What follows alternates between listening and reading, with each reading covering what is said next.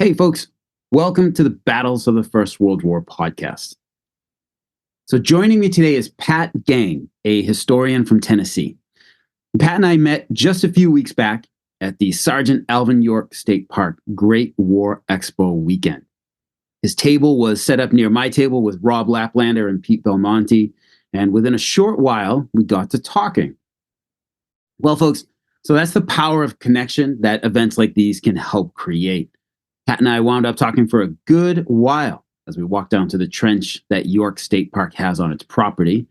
It was a beautiful Saturday afternoon. And Pat and I soaked in the sun's warmth and chatted about various World War I films and books. And I mean, how many conversations have you had while standing in a trench? So, Pat joins us today to talk about an American formation that we just haven't had a chance to cover yet on the podcast. The AEF Second Corps and its two divisions, the 27th and the 30th. The Second Corps fought with the Australians and British on the Somme in the Allied counteroffensives of autumn 1918. Looking forward to introducing these units and their actions to the show. Pat, welcome, and thank you so much for coming on the podcast this afternoon. Well, thank you, Mike, for having me. I appreciate it. All right. Pat, would you tell us a bit about yourself and how, and when, rather, did your interest in the Great War begin?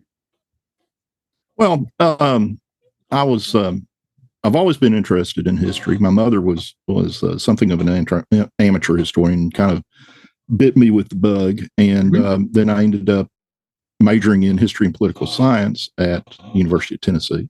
Okay.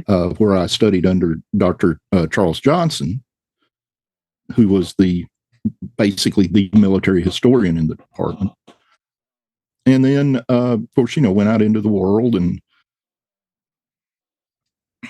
I, somewhere about the mid-late 80s, I kind of got the bug to write something. And World War II is my thing. I'm a World War II guy and have been forever, because my father was a cook in the Army, and my uncle was a pilot. And then most of the parents of friends of mine were in World War I too. So, or World War II, I'm sorry. And so, it kind of grew. And, so I kind of started casting around maybe something else. Well, Civil War's pretty well done to death. And I got to thinking, World War I. And I thought, okay, the U.S. Marine Corps can kind of date itself to the Battle of Belleau Wood. So a friend of mine who had been a Marine in Vietnam was the chief ranger at Fort Loudon State Park down in Vonore, Tennessee. And I went down to see him one day, and we got to talking, and he said, well, why don't we just do a book on it? So we started doing a book on the Battle of Belleau Wood, and that's kind of how I got started. After about 6 months, he got transferred to far west Tennessee. So the project kind of died, but it's still, it's on my computer. Nothing goes away on your computer. And and so, it just kind of sat back there. And then somewhere in the 2010, 2012, something like that, I went to the National Cemetery here in Knoxville, and I noticed there was a line of graves, about 15 maybe. They all had the same date, or the same dates, the 7th and 8th of October, and the same unit, the 117th Infantry. Okay. Well, I've lived in Knoxville all my life, and you would think that if 15 guys got killed on the same day, somebody would notice. And that kind of got me started on the 117th and Infantry. And then I decided, okay, I'll just start researching on them. Found out that there's really nothing written on there at that time. And then just kind of took off from there. Went to the meeting of the East Tennessee Historical Society, and there was a professor from Tennessee Tech by the name of Dr. Michael Birdwell. Everybody called him Birdie. And I told him what I was up to, and he said, well, come over to my office next week. Let's talk. I said, okay. So I went to his office, and we sat there for a few hours, and he shows me this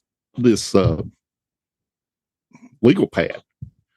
And the legal pad had a bunch of names on it, and the names were for the Tennessee Great War Commission. Oh, okay. Which was for the centennial.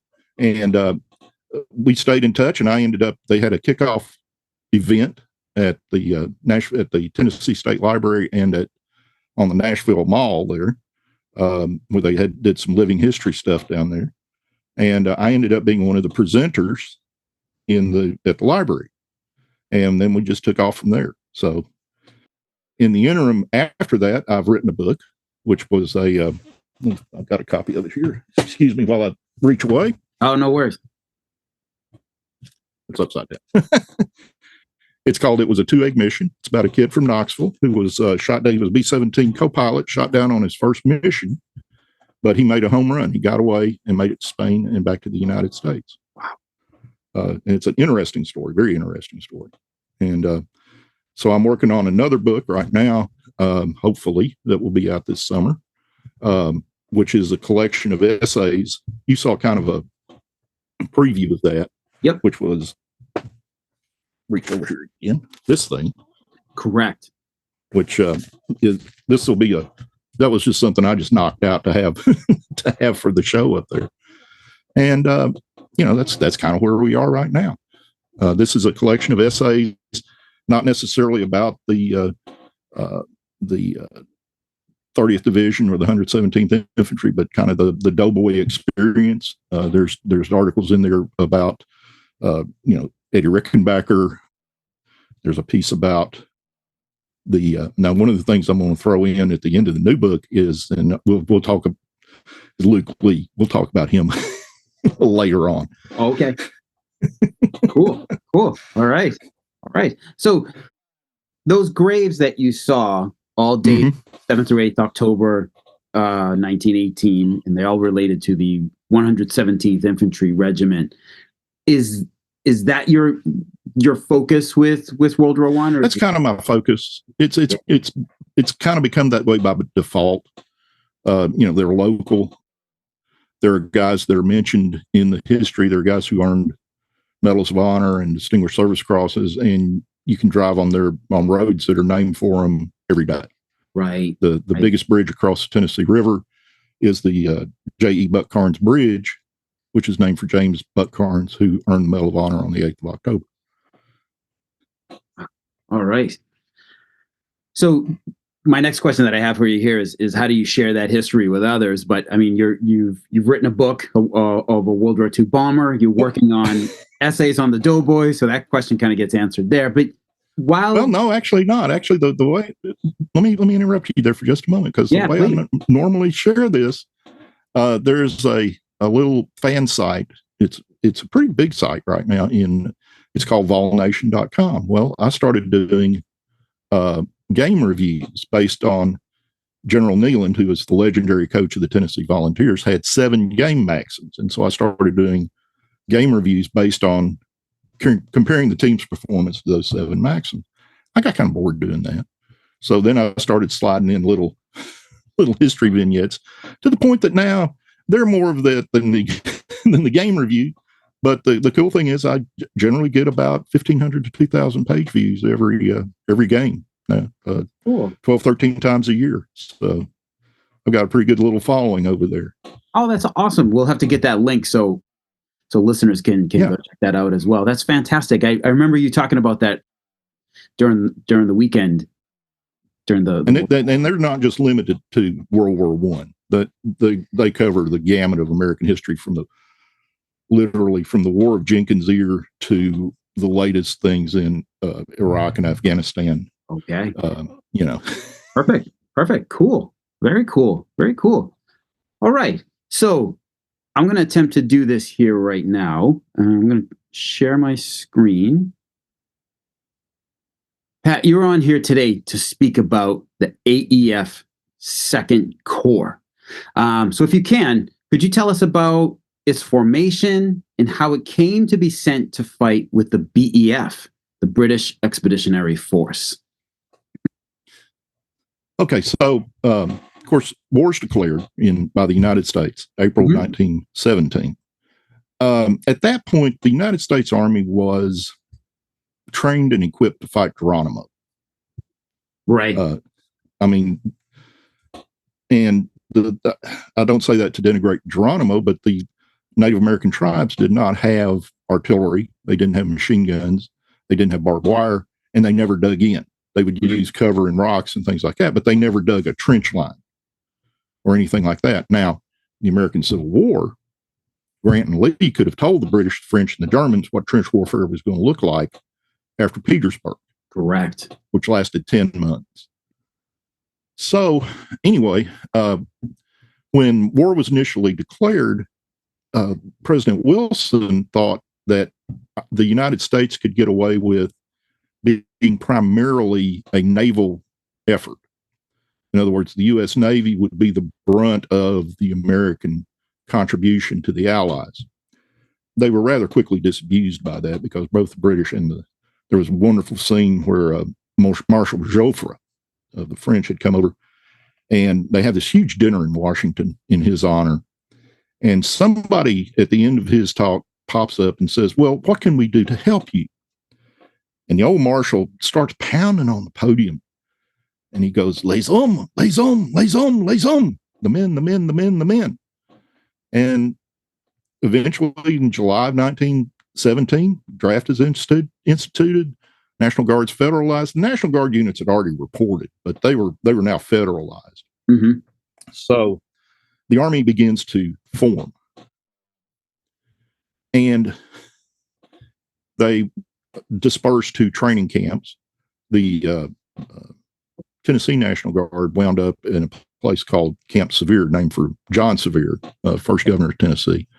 Old Nolichucky Jack, if you remember the movie Patriot. That was okay. Yeah, that was John Sevier, and he the camp was not ready because when they showed up, it was trees. That was it. Yeah. There's a wonderful little book that I have in my collection by a guy by the name of Ernie West, and Ernie West was in the Battery B of the 114th Field Artillery. Okay. And so they show up for training, and there's a hut that they're all assembled in front of, and the battery commander comes out and goes, "Okay, the latrine is 150 yards in that direction. Our company street will run between here and the latrine, and if you want to sleep in tents tonight, you'll clear out enough space on either side to put your tents up." And their tools were axes, saws, picks, and shovels. And there were trees up there that were like 4 feet thick. Oh, man. And somehow they got it all cleared enough to, sleep in that night. But it was so bad that the guys sending letters back home put the return address as Camp Sevier, Severe. Yep. Gotcha. So, but the Army, it came together. They put in firing pits. They learned how to march. They learned how to do this. They had Quaker guns. They had guns that were made out of 2x4s and fence poles. But they learned how to, stand proper places and things like that. They never saw actually an operational cannon until they got to France. So to get to France, the Army, we didn't have enough boats to get the Army to France. The British did. So we cut a deal. The British would lend us boats to get the Army over there, but we had to give them 2 divisions. And the thing about 2 divisions was an AEF division was 28,000 men, as your regular listeners probably know. Right. Well, the average British division was less than 12,000. So an American division was the equivalent of 2.5 British divisions. Now, they detached the artillery. You've probably gone over this, but it was called the Square Division. You had 2 brigades of infantry, each with 2 regiments, and then you had an artillery brigade that had 3 regiments in it. So the artillery brigade was detached and sent down to the rest of the AEF because the British had plenty of guns, but they were running out of infantry. So that's how those guys wound up there. The 2 units that were chosen were the 27th Division, which was the New York National Guard, and the 30th Division, which was made up of the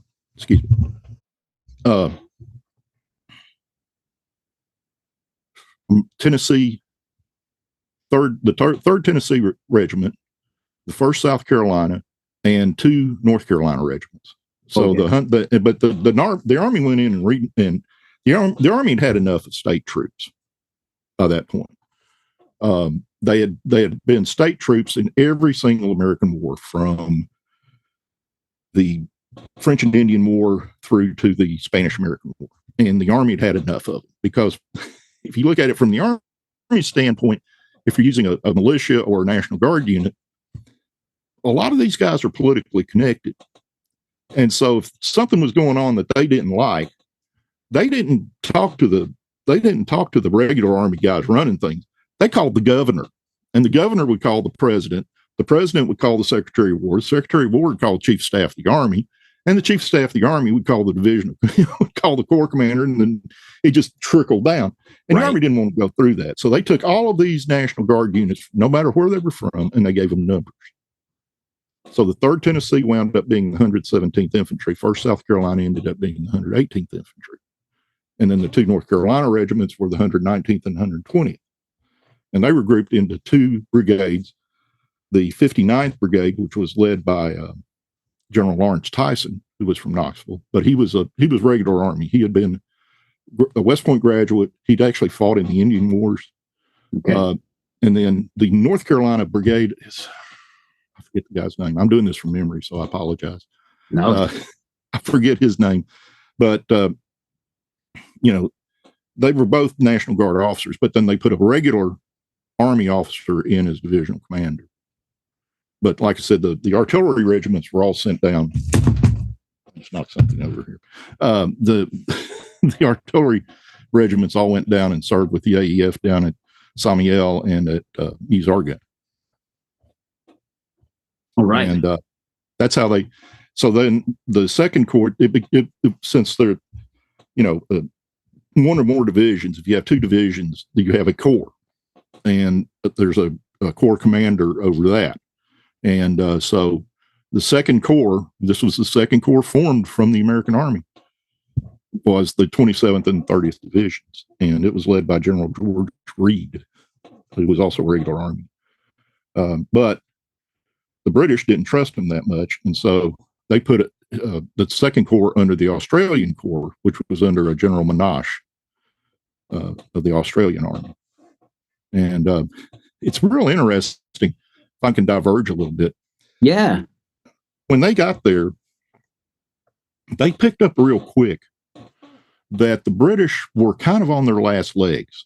We have to remember, Britain suffered 950,000 combat deaths during the war. Right. Which is huge compared to their number. The population of the Isles. Plus, you have to add 3 to 4 times the number of wounded, and a high percentage of those would have been critically wounded, which limited their usefulness post-war.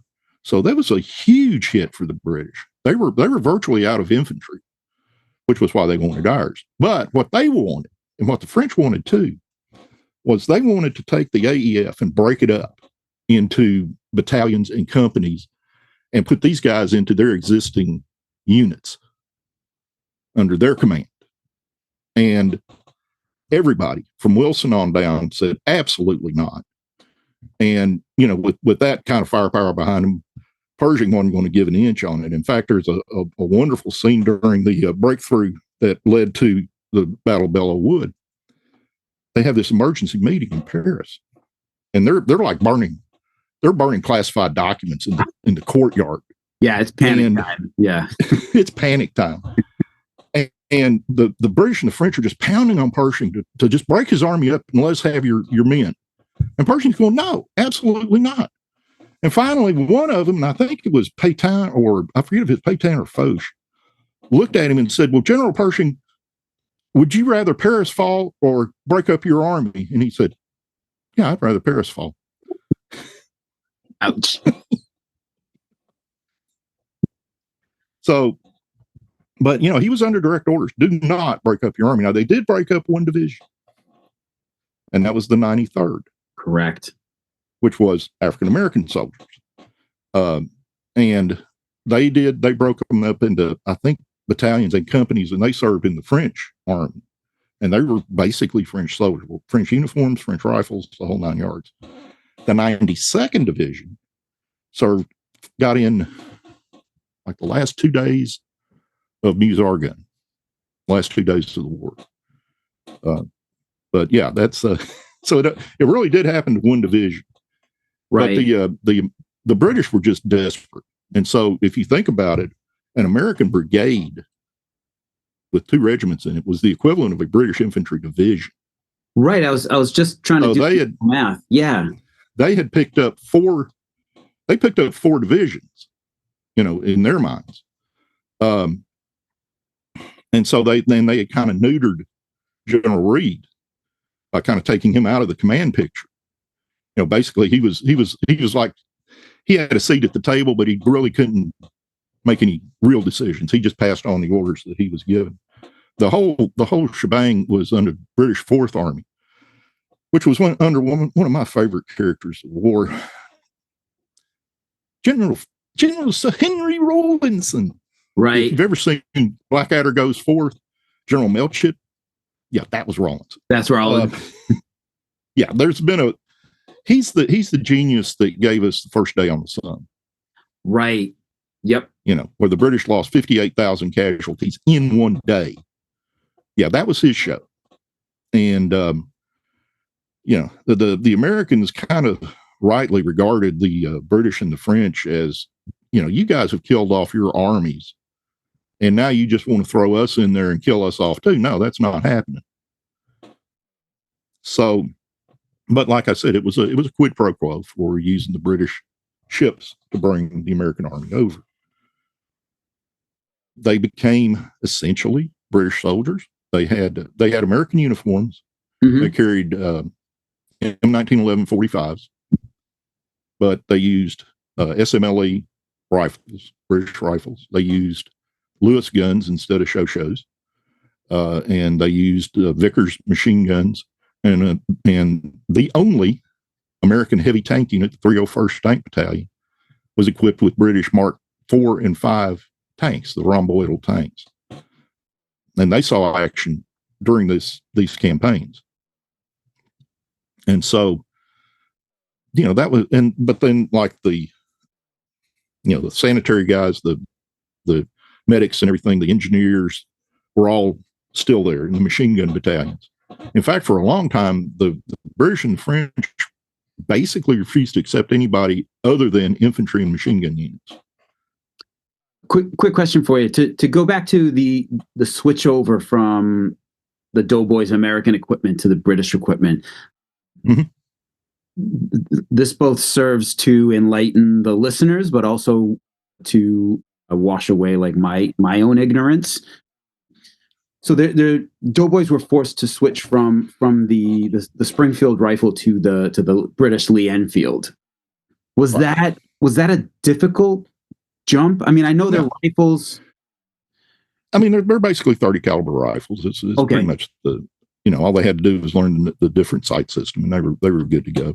The British, it was done because rather than have this one little, highway of American supplies, which we didn't have anyway, right, feeding these 4 regiments up there, it was just easier to just use the British supply system, and so everybody fired 303 ammo and all that kind of thing. So it made a lot more sense from a logistics standpoint, which was rare in World War I for anything to make sense from a logistics standpoint.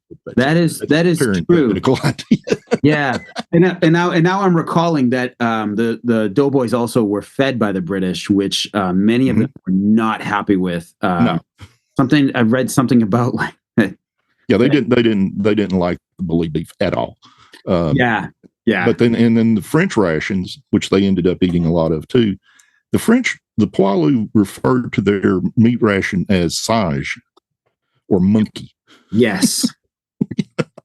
Meat of an indeterminate nature, Yes, mystery meat. But yeah, and the British, of course, had their own way of doing things. Right. That they had evolved over 3.5 years of war. And they didn't appreciate the Americans showing up because the Americans figured out pretty quick hey, we're here because you guys couldn't get the job done. That was the American attitude. Mm-hmm. We're here because y'all couldn't get the job done, so let us do the job. And this grated on the British greatly. It's also part of the reason that the Americans and the Australians got along so well. It's they both despised the British officers. To needle the British. Gotcha. Yep. So, they trained them. They trained them in British tactics. They trained them. They essentially became part of the British Army, except they were Americans. Mm-hmm. And one of the reasons that we don't know a great deal about them is that the American press, all went down to Musargan, or went down with the AEF at Chaumont, which was Pershing's call. Pershing wanted all the information to come out of his headquarters, which is why there was friction between the Army and the Marine Corps, because the Marine Corps did not answer in terms of administration to Chaumont. They answered to the Navy, and the Navy said, yeah, send press in. So there were like reporters all over Belleau Wood. Right. I mean, nationally famous reporters. And so they were sending back these stories of the Marines, and nothing was getting out from the Army, because they were all having to go back to Chaumont. And, it was kind of like the 5 o'clock follies in Vietnam. They're like, yeah, okay, this is canned, But with the Marines, they could just sit there and watch it. There was what was his name? I've got the book up there on my wall, but he was a reporter, and he's standing next to Colonel Catlin, who was one of the Marine commanders, at his command post, watching the attack through the wheat. That was So Floyd Gibbons, I believe, right? Floyd Gibbons, yeah. Yep. Thank you. Yeah. Yeah. And but these guys were just ignored. I mean, they were up there in the British sector. Right. They were on the butt end of supplies and like replacements. I think the 30th Division got like less than 100 replacement soldiers through the whole campaign from September through the end of the war. They got like maybe 150 replacements. Yeah, I read that Pershing actually denied them replacements until after the war. Any new troops he was pushing them down to the. He wanted his army together, and I'm sure he was at some point thinking, I'm going to get those guys back. Those two guys are coming back to the fold. Right. Which probably, if the war had gone on another 6-9 months, probably would have happened. I think he would finally had enough firepower to go, okay, send them down here. They're mine. They're not yours. They're mine. Right. But he cut them off, which really hurt, because their casualties were substantial. And we'll talk about that when we get into the campaign, but their casualties were substantial. So that really hurt their combat effectiveness. As far as the British were concerned, and as far as anybody was concerned. And plus, they were just, absolute neophytes. I mean, most of them had never been. The Great War occurred at a time when most people lived and died within 25 miles of their birthplace. And now all of a sudden they're 3,000 miles away in a foreign country, fighting essentially a modern war. Which was one of the things that it's a rant that I go on, but the Great War is one of those periods in history where you really just want to go back and just grab some of these people and just slap them. It's like understandable. No. Yeah. I mean, from the very beginning, Kaiser Wilhelm could have stopped the World War I with a grunt. Because one of the prime reasons that the Germans went into Belgium was not only the Schlieffen Plan, but because to achieve total mobilization, they had units that were going to mobilize inside of Belgium. And when the Kaiser asked, well, can we not change the railroad schedules? And the railroad people told him no. And you're thinking, oh, wait a minute, this guy's the Kaiser. He should have just go change the railroad schedules. That's a scene that I read about, and that just strikes me as like he must have realized he was no longer in charge of Germany at that point. It was one of those things. When once they had made the decision to mobilize, Mhm. then it just became things were going to happen, Right. and nobody could really stop them. And that was, that's the it was a complete failure of the leadership caste in all countries. And then you had the elite class that were the ministers and the advisors and all of these people. It was a complete failure of them too. It was just a complete failure at the top from the beginning. And like I say, it's just one of those where you just want to grab some of these people and slap them. No, I get it. So AEF Second Corps, as you mentioned earlier, it's two American divisions, the 27th and the 3rd Division. And in the video version of this, we will put up the unit patches for these divisions. So I'm gonna start off with the 27th first, which it turns out before we started recording, Pat and I both discovered the meaning of the 27th Division patch in our own worlds, but we both discovered the meaning of the patch this very week. To me, I think it was around Wednesday. I'm not sure if it was the same day for you, Pat, but it probably was. But great minds and all that. Days ago. So folks, the 27th Division is New York National Guard. New York National Guard, and it was commanded by John Francis Orion. Mm-hmm. Orion had been the commander of the New York National Guard. Okay. As a total. So when it mobilized, he just moved in to become the commanding general and was the only National Guard general to serve from the beginning to the end. He's one of the few division commanders, period, because Pershing quite often cleaned house. Well, he had to, as the Army grew, he needed corps commanders, and then he needed Army commanders, and then he had divisional commanders that were just useless, and he had to get rid of them. Mm-hmm. And one of my favorite characters is he started out, his name was Preston Brown, and he was the chief of staff of the 2nd Division. Then he went on to command the 3rd Division. He went from a staff job straight into divisional command. Mm-hmm. And that was because one of the reasons that the American divisions were so huge was the standard reason given by the Army was, well, we can stay in combat longer, et cetera, et cetera. Yes, sort of. One of the primary reasons was we did not have enough major generals. Oh. And we didn't have a pool of people that we could convert into major generals to lead these divisions. So you wound up with some real zeros. Since I was doing Belleau Wood, I discovered that they had a guy by the name of Omar Bundy. And Omar Bundy looks kind of like your idea of a philosophy professor from the 1920s. Mm-hmm. But he was almost totally ineffective as a divisional commander. His brigade commanders were excellent, and that was what kind of saved his bacon. Okay. But they fired him, and then he made the what was his name? Anyway, he appointed another guy as divisional commander, and then relieved him and put John Lejeune in charge, which was the first time that a Marine general had led Army troops. Mm-hmm.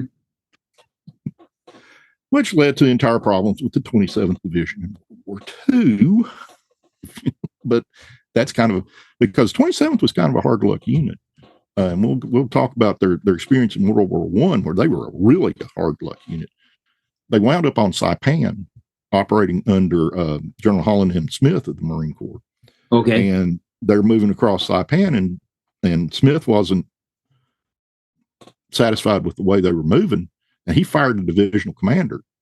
And that thing goes on today. To this day, there is bad blood between the Army and the Marine Corps. I mean, there's still articles being written on both sides, Marine Corps Gazette, and in the Army, whatever their I forget what their historical thing is called, but they're still talking about it. Oh wow, wow, wow! I hadn't heard of this. I've got a book up there called Howlin' Mad versus the Army, because Okay. Holland Smith's nickname was Howlin' Mad, and he earned it. But so then you had the 27th Division, Mm-hmm. John Patrick O'Brien, and that was the 54th and 55th Brigades. The regiments were the 105th, 106th, 107th, and 108th Infantry Regiments. Mm-hmm. All New York National Guard. So, but all of these regiments had received replacements, or not replacements, but reinforcements maybe before they left from, right. Like, there was a bunch of soldiers in the 30th Division from like Indiana and Ohio and places like that, because they have memorials to those soldiers in these different states where these guys came from. Mm-hmm. So, but they still retained that, the 117th still had that Tennessee, mystique about it. Sure.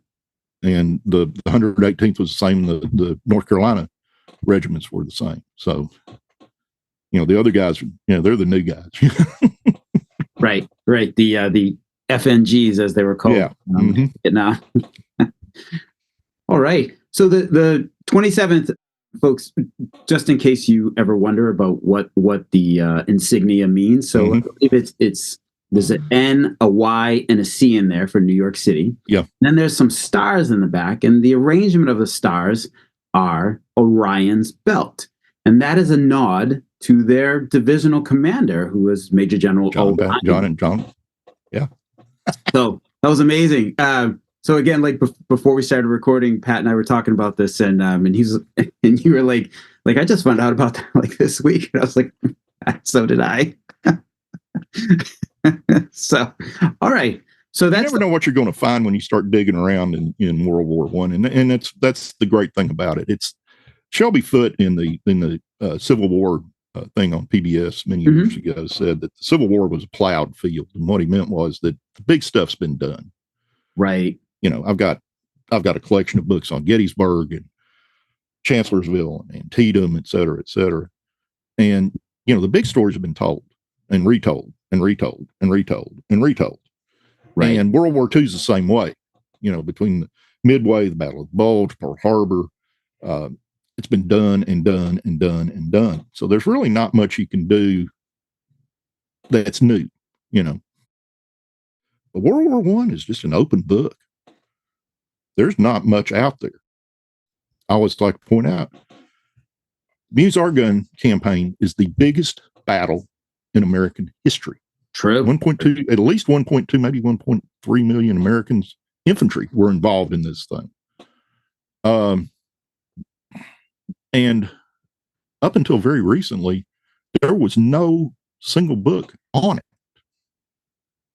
The closest thing you had was a guy by the name of Gunmuston published his War College paper, which dealt with the relationship between Pershing and his Army and Corps commanders during the campaign.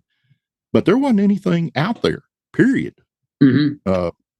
There were some general histories of the war that talked about it, and there's still not. I mean, to me, this thing is it's so huge that it's worth 3, maybe 4 volumes, just on, because it is just so gigantic.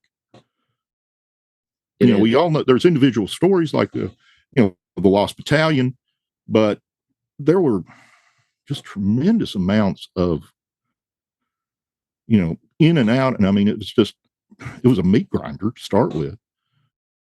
Pershing points out that in the last 6 weeks of the war, the AEF was suffering 6,000 combat deaths a week. I can believe it. Yep. And that's Samuel, and that's Meuse-Argonne. Yep. And it was a meat grinder. It just ground up divisions, and then they'd have to bring them back and reconstitute them and send them back in. And it was just it was a nightmare. A friend of mine's grandfather served in Meuse-Argonne, and he said, his granddaddy used to talk about doing a go round. And finally he said, well, what the heck is a go round? He said, well, we'd get up out of the trench. We'd march towards the Germans. They'd stop us. We'd go back to the trench. We'd go back. We'd go around back to the trench. And then we'd do it all the next day, and it just became a go round. Wow. Yeah. Yeah, that's what it was. As far as books, you've got Dr. Edward Lengel wrote, probably coming up on 15 years ago now. It's called To Conquer Hell. And it's about the Meuse-Argonne, and that's about a solid 300-page book. Yeah, but it's this big, Yeah, even I remember he commented once on Facebook that nobody's done a comprehensive retelling. Yeah, he didn't even scratch he just made a couple of scratches in the surface. And, no, understood. And Samuel is at least in the top 5 of American battles, and there's absolutely nothing on it. Yeah, nothing. And in many ways, it was the proving ground. It was the proving ground for the AEF. And they succeeded. And it's been kind of the British and the French said, well, the Germans were already withdrawing when the Americans stepped off. Well, no, the Germans were still dug in. The Germans were still, they did not get that order until I think the second or third day of the offensive. So the Americans had broken through the line. And that was part of the reason the Germans were pulling out. They wanted to get ahead of the Americans. It was another funny story. At Samuel, the Americans started going up to the line with big rolls of chicken wire. And what they did with the chicken wire was they threw the chicken wire over the barbed wire, and then they could just run across the barbed wire. And so they looked at the French and they said, well, why don't you all do something like that? And one of the French officers says, well, you Americans, you have long legs and big feet. We don't. Nice. All right. I hear you. That's fantastic. Oh yeah, that's an awesome story. Oh, that's awesome. So Pat, we bring it back to the Second Corps. We got 27th Division, New York National Guard. And now we've also got 30th Division, which you've already been speaking about. And that's 30th Division is, as you said, Tennessee, South Carolina, and North Carolina state infantry regiments. Right. All federalized for the war. And now, go ahead. Now, my thing you, sir, was a lot of the support units, like the I think it was the 2nd Tennessee, became the 114th Machine Gun Battalion. Okay. Yep. Yeah. And then in the 30th Division, you had a real interesting little group. And I've teased it already, but it was the 114th Field Artillery, which was the last regiment ever formed for the United States Army by an individual. Really? Oh, tell us about that. Well, the individual's name was Luke Lee. He was a sometime politician, founded the Nashville Banner newspaper. And when war was declared, he began recruiting a regiment. And it was going to become the Tennessee Artillery. Okay. And so when they got federalized, they became the 114th Field Artillery. Wow. He stayed as commander. Yeah. That was a different time. That was a different time in the AEF. These stories are amazing. Like just how you would never think of that happening today ever. No. Well, and the thing you got to remember is that the United States Army went from about 150,000 men, active duty and reserve and National Guard, on the 5th of April, 1918. By the end of the war, there were 4.5 million men in the Army. Right. 2 million of them were already in France. 70% of those had seen action by the end of the war. And there were 2 more million in some form of training in the United States that were going to be heading over. And then they were drafting more and more guys. I mean, this was going to be a huge operation. And they threw it all together in 18 months, from April of 1917 to November of 1918. They threw all of this together and got it done. There was waste, fraud, and abuse that would stagger anybody today. Right. But they got it done. They did. They did. They just put their head down and got it done. Yeah. I was reading a monograph for the U.S. Army Center for Military History in wrapping up the Meuse-Argonne. This author, Richard Faulkner, Sean Faulkner, he typically goes by, he wrote like the AEF won ugly, but it did win. You know, there was talking about the waste, fraud, and abuse. You know, the slapdash system and the horrific supply situation. Like, but we eventually got enough of it working to be able to push. I refer to them as sledgehammers. And I pulled that. I got to have lunch with Dr. Mac Kaufman, in Lexington one day, and Mac was for years the dean of American military historians, and he told me a story, and like any good teacher, he didn't tell the whole story. He just said after the war, several years after the war, there was a symposium held at a major American institution, American college, so I assume one of the Ivy. My suspicion is that this guy he was talking about was Preston Brown, because Preston Brown was a Yalie who had joined the Army in 1890, stayed in earned a battlefield commission during the Spanish-American War, and ended up going all the way to command the 3rd Division. And anyway, so there's, the usual collection of, eggheads and politicians and so forth. And so the good thing goes on all day. And at the end of it, they ask, the general raises his hand and says, I have a question. And he said, go ahead, General, what's your question? He says, what would you say was the contribution of the AEF to the eventual Allied victory? Well, this sets off this whole chin pulling and finally one of them comes up with, they kind of come to an agreement, and one of them says, well, perhaps the best that can be said is that the Americans were the straw. Yes, the straw that broke the camel's back. The old general glares at him, slapped the table, and he said, straw hell. We were the sledgehammer that knocked that damn camel flat. Nice. And they were. If you look at it, the Western Front did not move from November, December of 1914 until basically the summer of 1918. Did not move. Right. If it did move, it moved back through some German offensive or something. But it didn't move. And yet it broke loose from the summer of 1918 till the end of the war. What was the variable?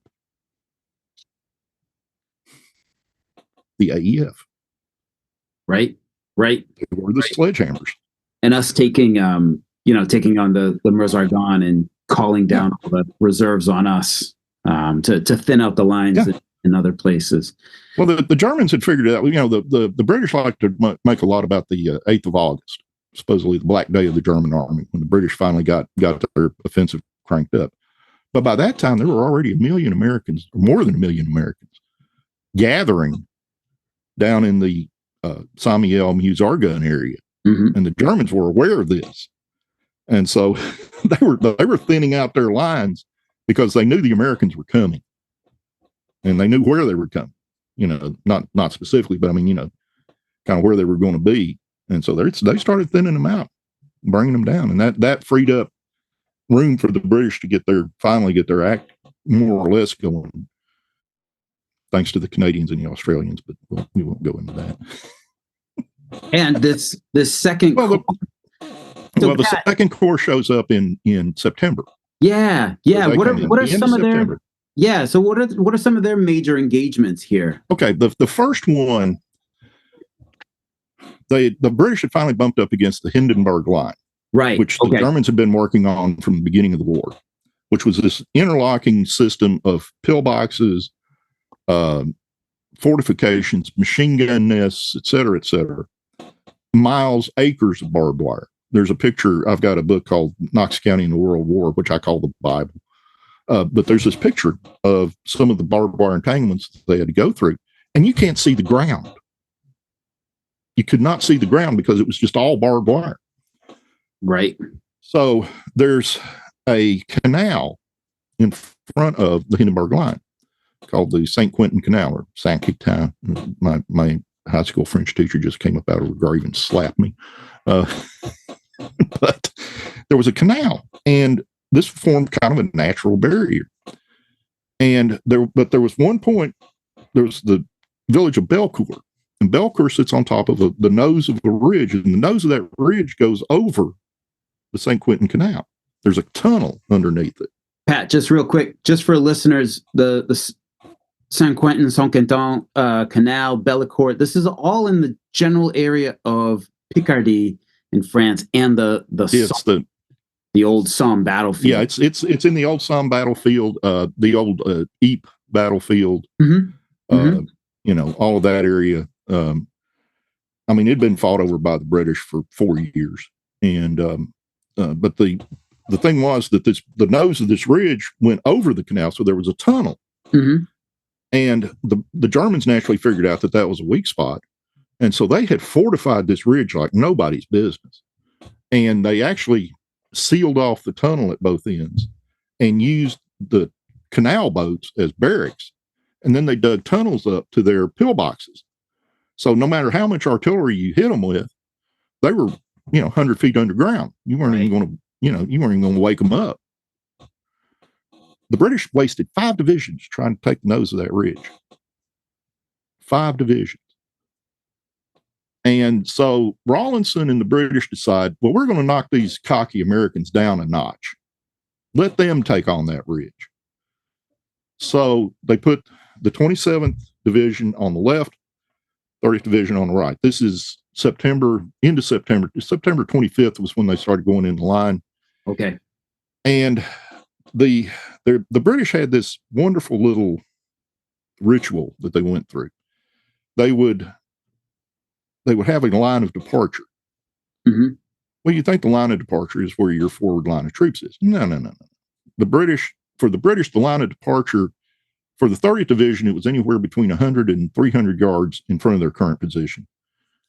For the 27th Division, at its widest, it was 1,200 yards to their line of departure. So 27th of September comes around, and everybody moves out to take their line of departure. Well, the 30th did okay. I think it was the 118th that was involved in that. So they did okay. They pretty much got up to their line of departure, which was important because the British had planned a creeping barrage. And a creeping barrage was you fired on an area for 5 minutes, they lifted it, went 100 yards, fired. And the idea was that it would keep the Germans' head down, and then the infantry just followed the safe, close enough behind the barrage not to get killed by their own shells, or to be able to take the Germans, but not close enough that they got wiped out. If you ever want to see what a creeping barrage looks like, go watch the movie A Bridge Too Far. Okay. Because that scene where 30 Corps is moving out and they're headed for those woods, that is a creeping barrage.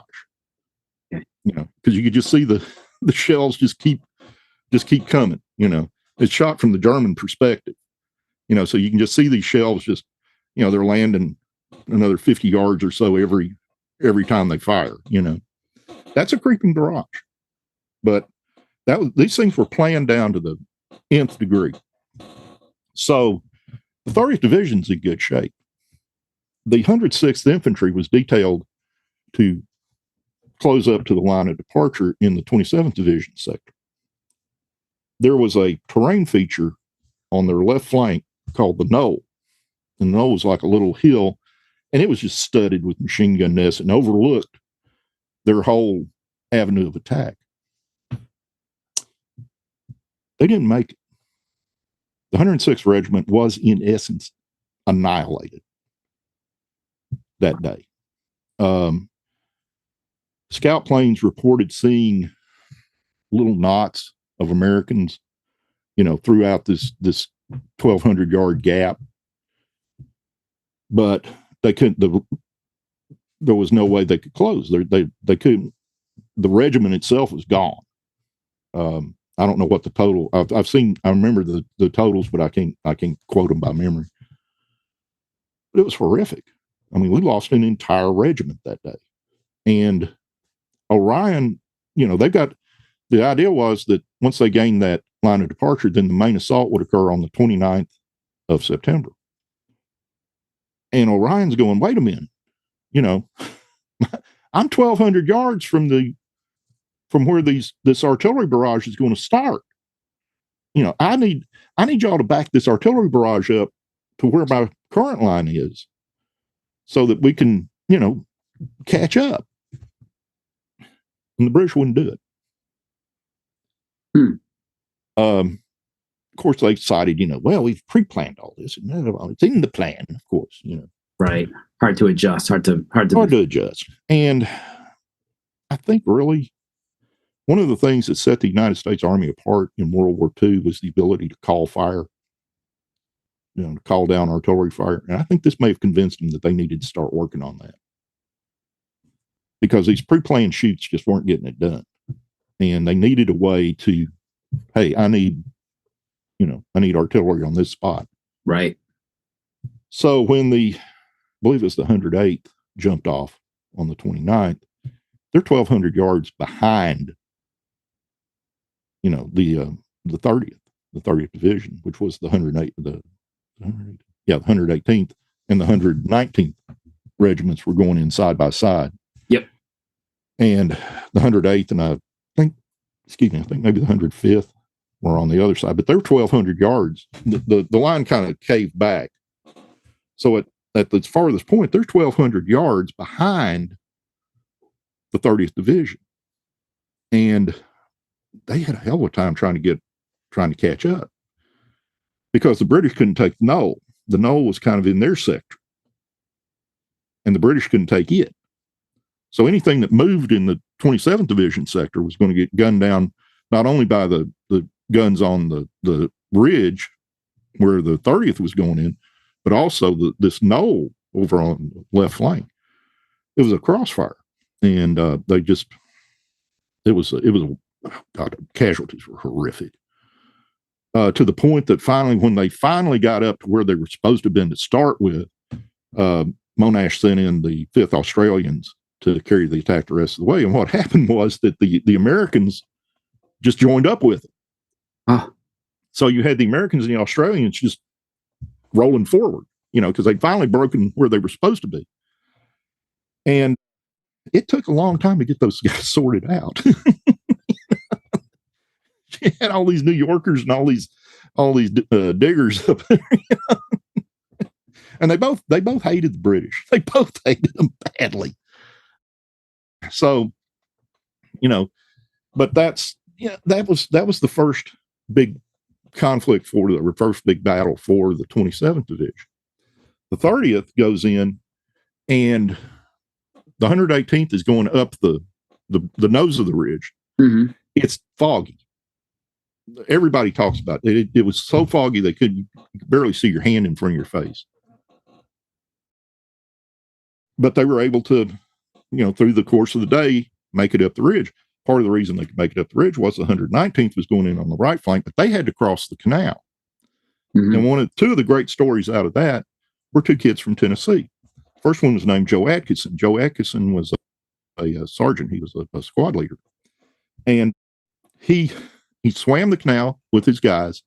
There was a steep bank in front of him. They climb that bank. They come under fire from German machine guns. And he was one of these guys. He wasn't going to ask his men to do anything he wouldn't do. So he charges forward with his, rifle and bayonet on the specific German machine gun nest, kicked the machine gun into the hole. Now this is one of those M1908, weighed about 150 pounds. He kicked this thing into the hole on top of the gunners, took them prisoner.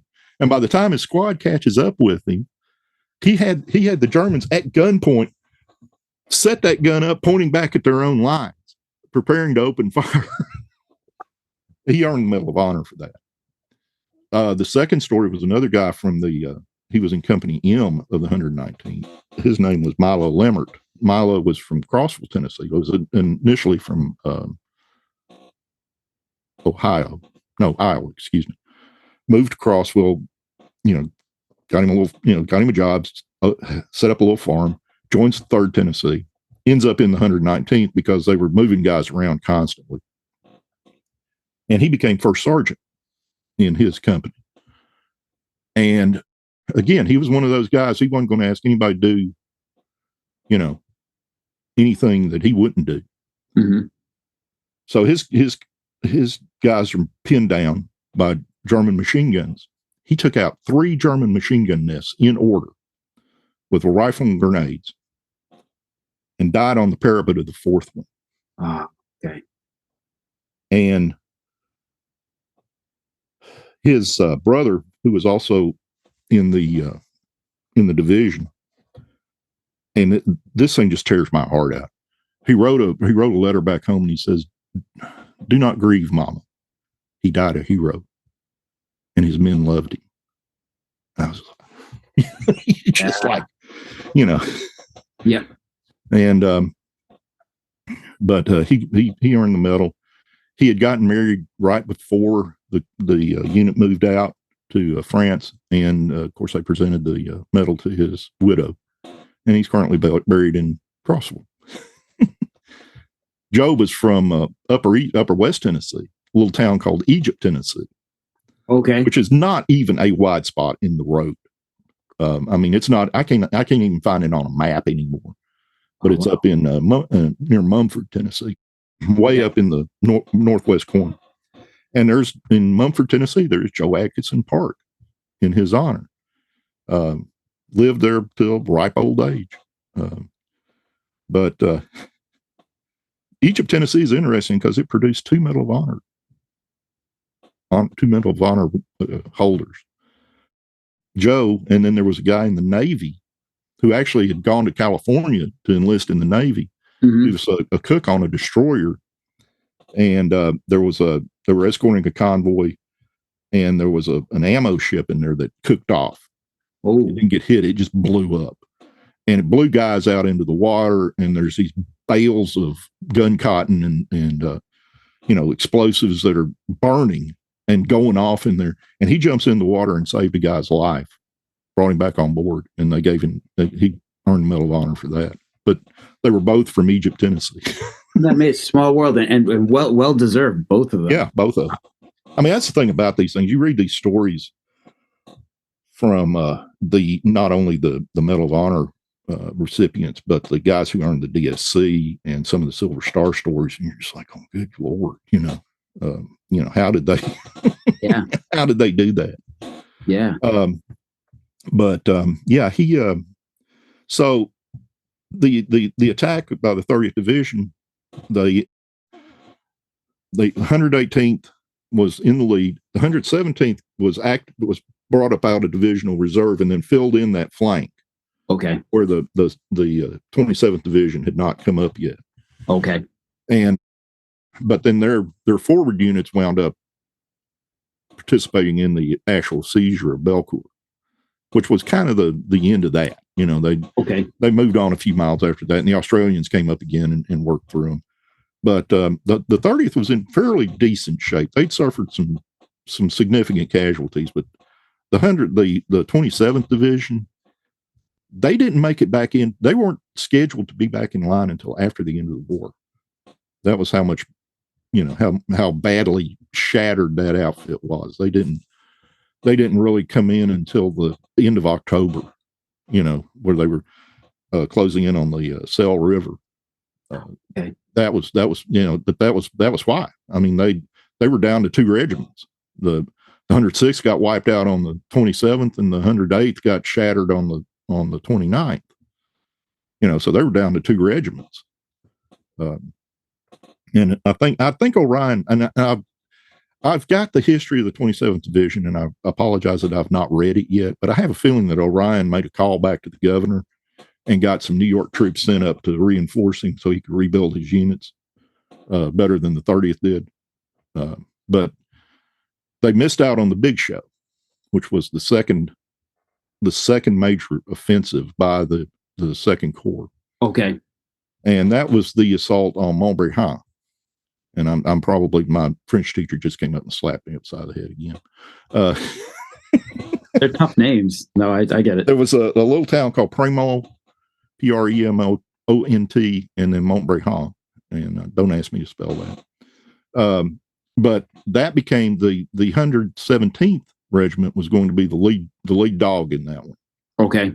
That was the big show. That was what they called it. This was the big show. This was their moment in the sun. And now I'm going to segue here for a minute. Okay. Because as the assault was scheduled to kick off on the 8th of October, somewhere around the 5th or 6th of October, there was a guy by the name of Captain Stanley, who I think he must have been at least a major because he commanded the Signals Battalion for the 30th Division. And he's sitting at divisional headquarters. And I have this vision of him sitting there, listening in. And he talks about, he was listening to one of the colonels on division staff was talking to the regimental commander in the assault echelon. That would have been Kerry Spence. And he didn't identify him, but process of elimination. Well, the colonel back at headquarters, how's things going, and the commander, the colonel he's talking to is going, oh, well, it's okay. We're sitting here, we're getting a little bit of artillery fire. It's landing about 200 yards behind my CP, but nothing bad. And then as it goes on, he goes, yeah, now it's about 100 yards back from my CP. They haven't quite, and they can continue on. And then, by Jove, that one just landed on top of my dugout. They're giving us hot peas now. And I have this vision of Stanley sitting there with his head in his hands because the Germans had developed a way to listen in on field telephone conversations, a thing called the Moritz set. The British had gone around this because they developed a thing called the Morris field phone, but actually it was just a small telegraph system, used Morse code. Mm-hmm. So they gave all their old field telephones to the Americans. And the way I found this, as you know, when we do history. I mean, I don't know about you, but my idea of a good time a lot of times is, meandering around some dim archive looking at, muster rolls and, and payrolls. Yep. And we look for history. We try to find history. And every once in a while, history finds us. So while I was researching the 30th Division, I found Captain Stanley's paper that he had written when he was in the advanced course, officer advanced course at Fort Benning. Mm-hmm. And at that time at Fort Benning, you could write either a paper about what they'd been covering in class or whatever, or you could do what they called a personal reminiscence, or what I did on my summer vacation. Right. Yeah. And he told the story of how he set up the communications network for the division, laid out the field telephones.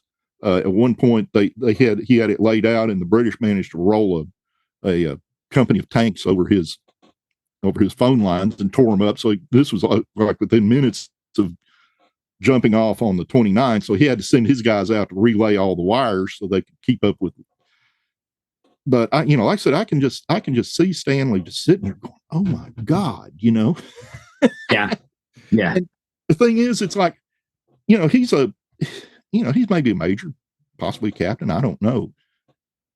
But if you're at that rank, how do you tell a bird colonel to shut up?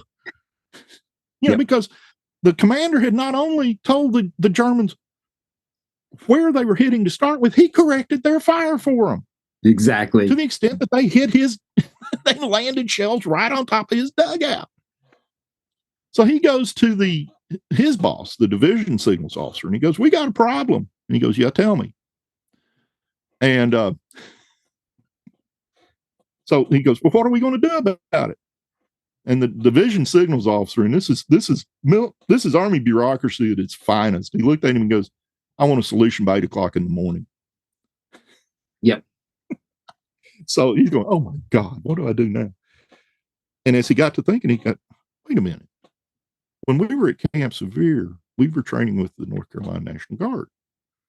Well, the troops from Western North Carolina, there were a lot of Cherokee in there. I bet the Germans don't speak Cherokee. So he goes back to his to his boss and says, here's what we do. So what they did was their goal was, and I don't know if they ever achieved it, they wanted a Cherokee beside every field telephone in the division. I don't know if they ever made it that far. We don't have a whole lot of records beyond his account of what happened as to who they were or anything else. We do know that after this Battle of October the 8th, they captured a German intelligence colonel who was a signals intelligence guy. And they're debriefing him in headquarters. And he said, I have men under my command that can speak 150 different languages. What language are you using? How about that? So, the proof of the pudding right there, and we don't know anything about them. The Cherokee didn't really keep up with them. They just, once the war was over, they went back to their parent units, and went home, went back to the mountains, Right. And didn't really talk about it, and the Choctaw, there was a similar situation in 36th Division, used our gun, and the Choctaw were used there, and they did a very good job of keeping up with their guys. We know who they are. We've got pictures of them, et cetera, et cetera. There is one Cherokee that we know of. He's a guy by the name of George Adair. I should have sent you his picture. But he was from Oklahoma. He was part of the 36th Division. And you have to go, now, wait a minute. Why would they only have one Cherokee code talker? Right. You needed at least two. Right. So, like I said, that's when history finds you. No, absolutely. You just blunder into something, and you're going like, oh wow, okay. Yeah. I never even thought of this. No, absolutely. So October 1918. So you said that's the big push there. That was the big show for the 30th Division. Okay. This was where, remember I told you about those graves were all the 7th and the 8th of October. Yeah, correct. And the 117th, which was largely graves from East Tennessee, was the lead division. It was the assault regiment for the entire division. And really, by my estimation, for all British Fourth Army that day. So they jump off and they achieve their objectives, but it was horrific. The casualties were enormous. I think they suffered 1,900 casualties, something like that. 1,900 casualties. That's huge for a regiment. Yeah. In 48 hours. Right. That's right. There were 3 medals of honor given to men of the 117th. One of them the first one was on the 7th. It was for a guy by the name of, he's from Russellville, Tennessee. He knocked out a German machine gun nest. Ed Talley, that was his name. And we don't know anything about him. There's a picture of him, in old age, but we really don't know. But beyond his Medal of Honor citation, we really don't know anything about him. Really? I've not yet been up to the Hamlin County, Historical Center to see if they may have something more on him, but I would imagine they do, but I just haven't had time to get up there and talk to them. And then you had a situation, talked about the Buck Carnes Bridge. Buck Carnes was a platoon sergeant, and they were he and another guy from Morristown, Tennessee, Hamlin County, by the name of Calvin John Ward. He and Calvin were in a sunken road. German machine gun bullets were going over their heads. And this is on the 8th of October. And he looked at Calvin and he said, I had about enough of this. How about you? And Calvin said, yeah. And so they wiggled out of that road and went up and knocked out the German machine gun, killed 6 and captured 6 or something like that. So it was one of those rare dual awards of the Medal of Honor. Both of them are in the Medal of Honor that day. Oh, that is interesting. Yeah. And in fact, the 8th of October was also the same day that Alvin York earned his Medal of Honor down at Meuse-Argonne. So in 2 days, four boys from East Tennessee were in the Medal of Honor. Those days, the 7th, 8th, and into the 9th of October during World War I, there were many. Oh yeah, Medals it's of a Honor. huge number. If you look at those days, like what an amazing, like just little time period. Well, it speaks to the absolute savagery of the fighting. I mean, people talk like, well, the German army was beaten, et cetera, et cetera. I'm always drawn back to a quote from World War II. They were talking when they were closing on the Siegfried line, and a reporter was talking to a soldier. He said, these things are manned by old men and children, wounded, et cetera, et cetera.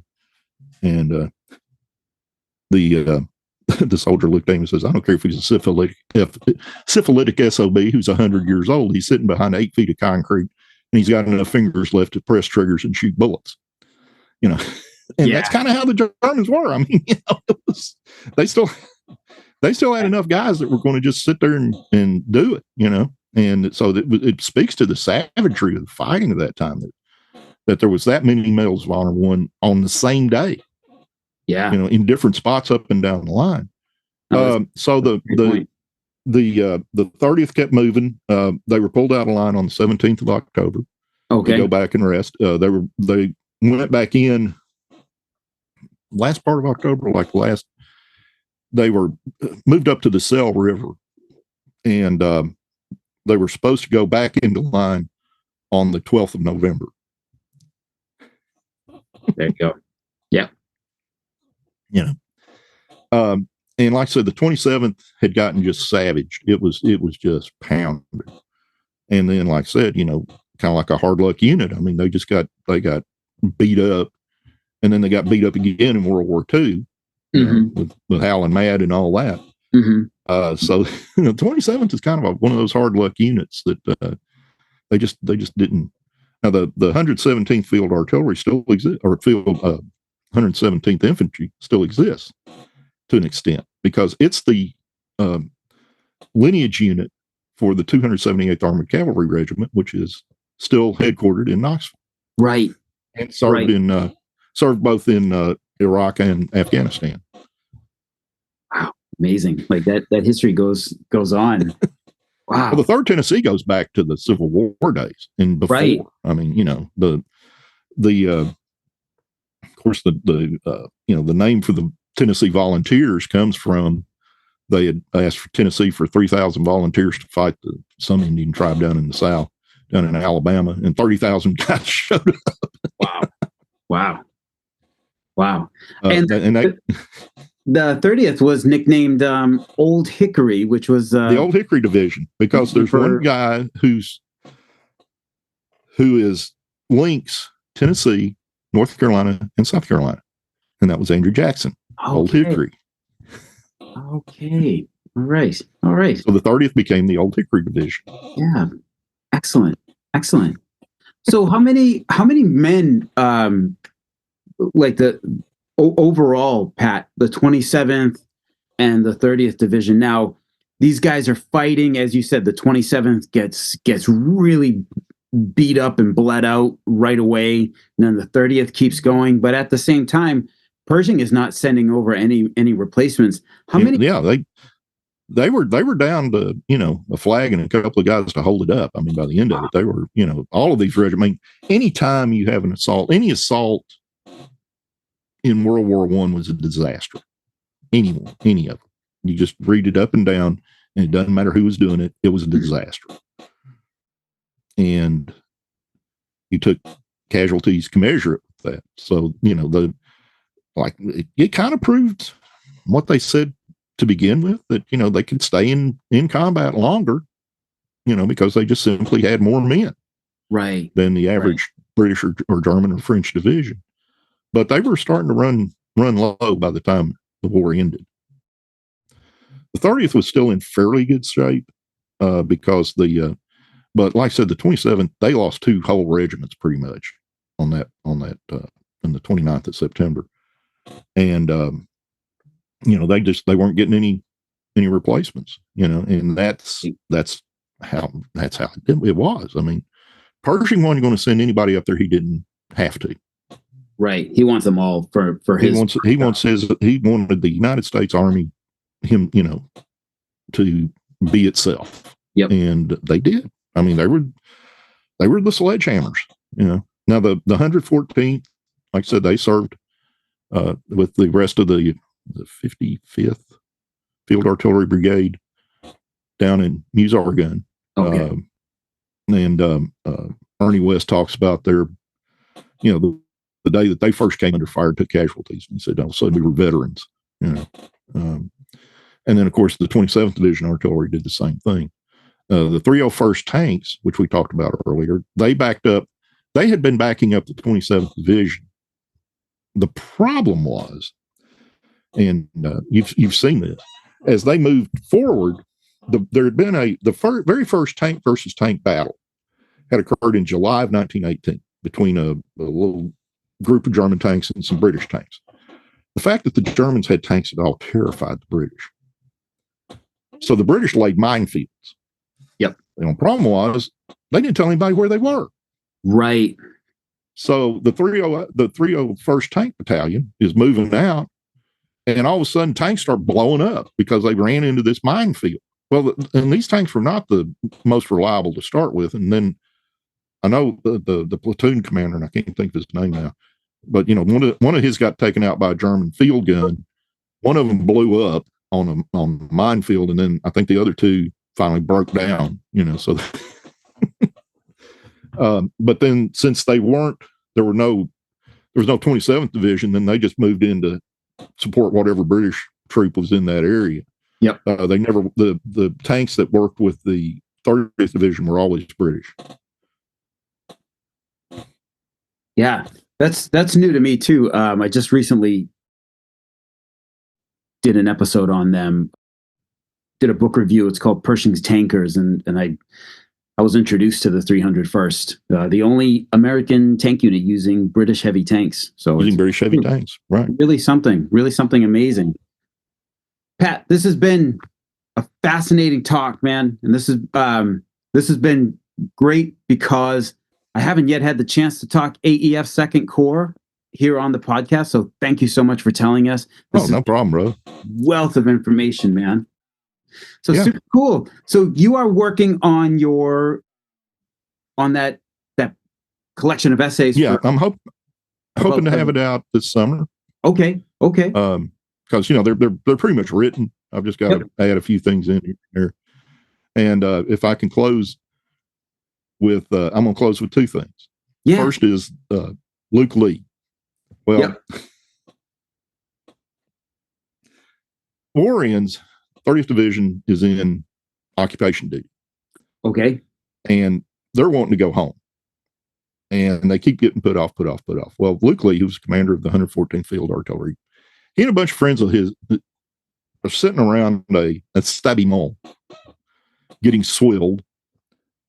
And they decide that the problem is that what they need to do is bring the Kaiser down to Versailles and try him for war crimes so they can go home. Oh, boy. So they cook up this idea to go kidnap the Kaiser. Wow. So he commandeers, he gets like one of his staff cars and maybe another one, and they all pile into this, and they got some poor guys having to drive them up there. They make it to he was in the Netherlands. Right. He'd been granted, asylum by the Queen, whatever, of the Netherlands. Well, it turned out that one of the guys in this thing knew a higher in the government of the Netherlands. Okay. And got a letter from the Queen saying that they could cross the border. Whoa. So they wave this paper at him and they go on, and they made it to his house. Wow. They made it to his house, and they come in, and there's like the butler is there, and he won't let them get past the door. They're like in the kitchen, and they're demanding to see the Kaiser, et cetera, et cetera. And finally, like a squadron of Dutch troops pull up outside with machine guns and rifles. And then they go out and talk their way out of it and made their way back to the American lines. And of course, I mean, you talk about international repercussions. Everybody was just irate about it. And finally, it worked because they sent them home early. Let's just get these guys out of here. Yeah, we'll act like this never happened. There's a friend of mine that does an excellent presentation on that.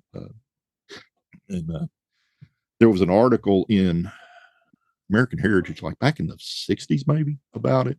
It's a wonderful story. Somebody needs to do a movie on this thing because it is just hilarious, But the other thing, and this is a more sad note,